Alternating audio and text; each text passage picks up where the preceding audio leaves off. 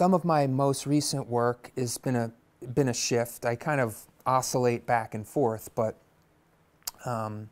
most recently I've been working with a black porcelain and inlaying colored slips and leaving the exterior of my pots raw clay and wet sanding those pots till they feel like a river rock or a river stone.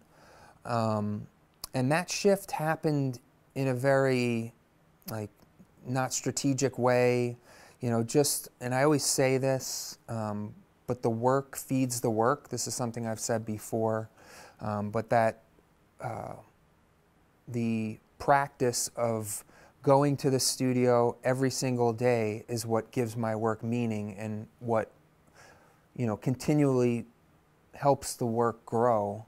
And it was quite simply through playing with chalk on a chalkboard with my son that spawned this body of work. So I have been inlaying black slip into porcelain for many years at that point, and just through that act of playing with him on a chalkboard, it just, this idea sparked in my head, like, oh, what if I just flip that relationship? If the clay is black and I inlay porcelain into the clay.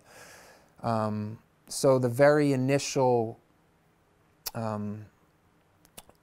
pots that came out of that idea were black porcelain with white inlay.